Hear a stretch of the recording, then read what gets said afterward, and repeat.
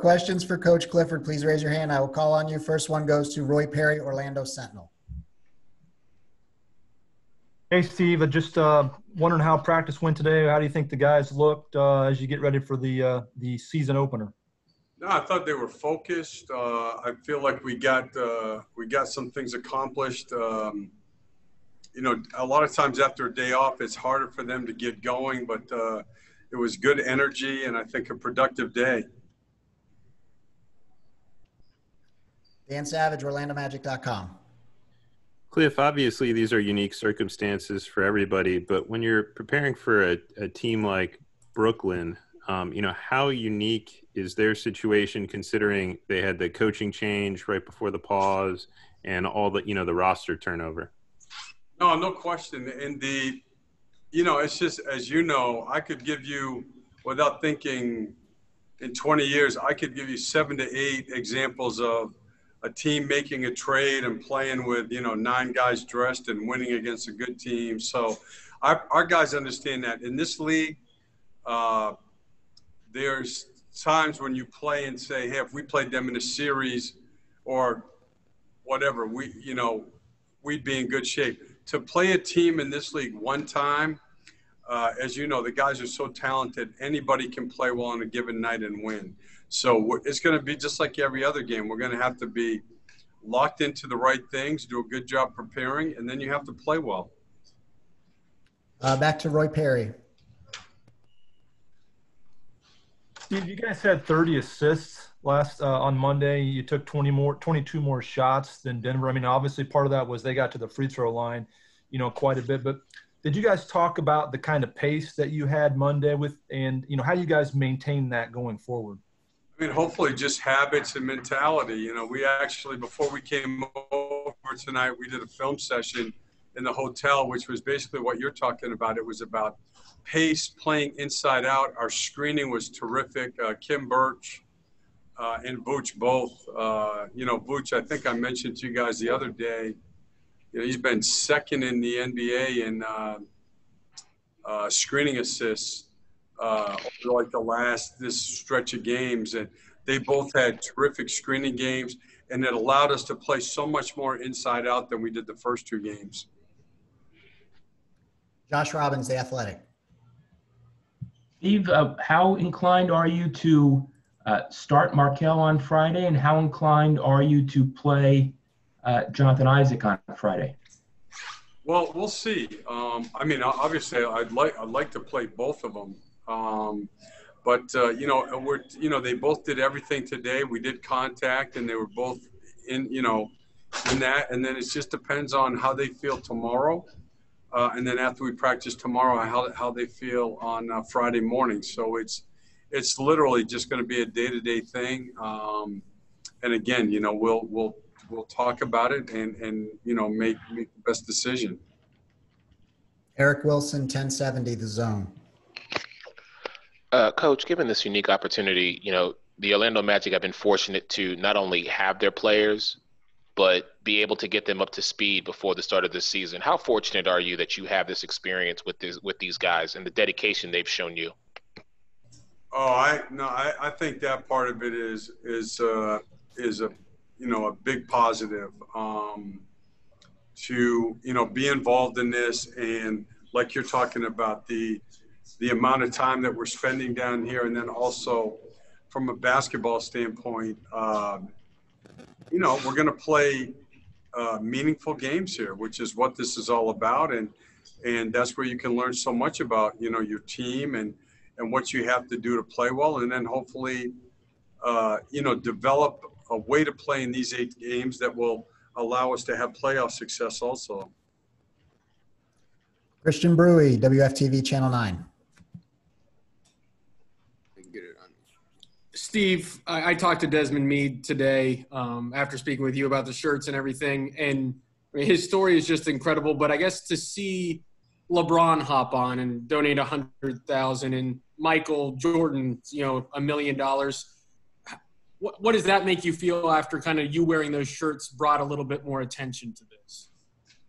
Oh no, I mean it's just to be honest, the whole relationship as it evolves with Desmond is it's a privilege. I mean, he's an incredible person, like you said, with a great story. He's inspirational.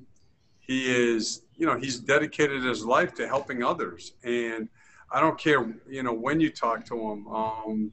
We had a conversation one afternoon last week where, we're just kind of talking, but he just there's just what do they say? Success usually comes down so much to personal qualities, and the more time that you speak with him, he just stands for so much, which is good. And I enjoy the relationship that the Magic are developing with him and with the organization, and we're hopeful that we'll be able to do good things that will help Orlando, help Florida, and help the country.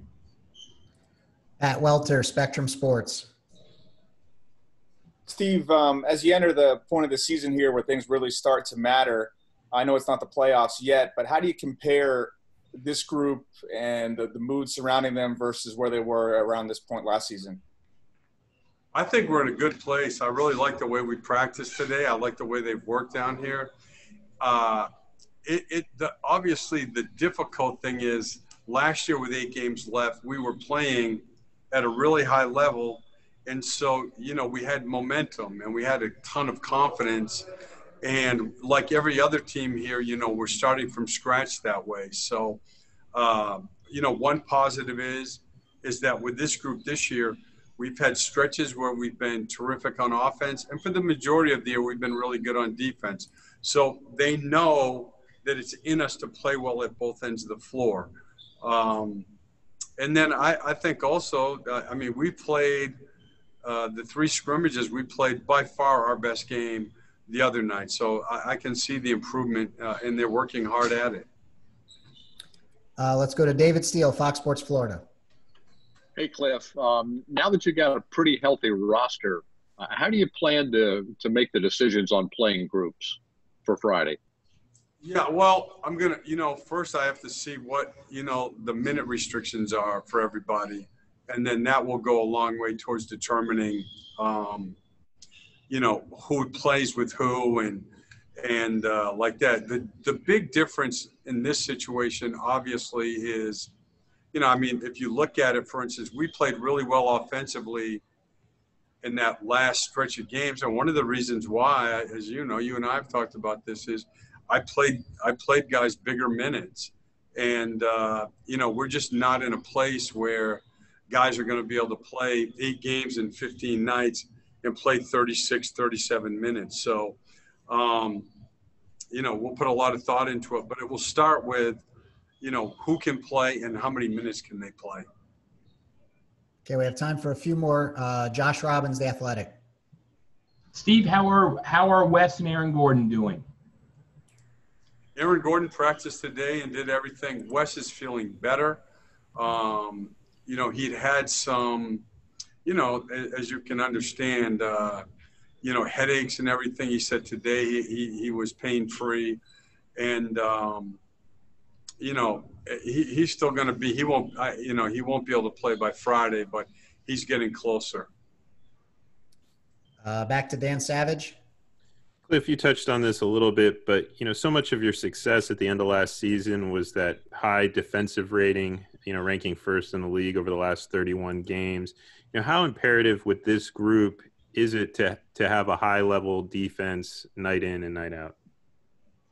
Yeah, to me, it's got to be our calling card, and especially if we're gonna, what you want to do is we want to make the playoffs and be playing at a level where we can be a factor in a playoff series against a really good team.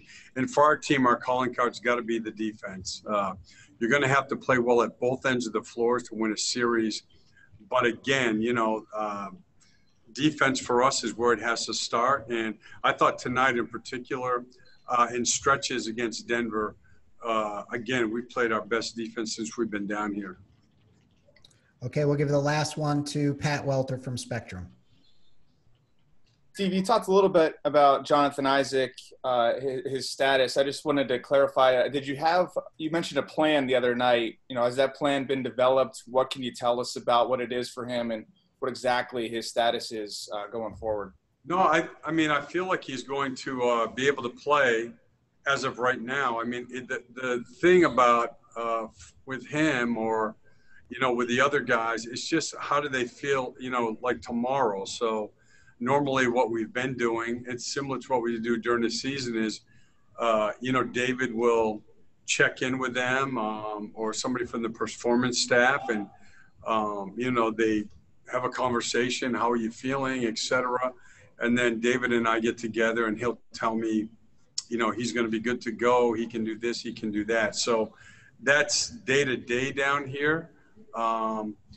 And as of right now, I would think that he would be able to play. It would just be a question of how many minutes. Okay, thanks, Cliff.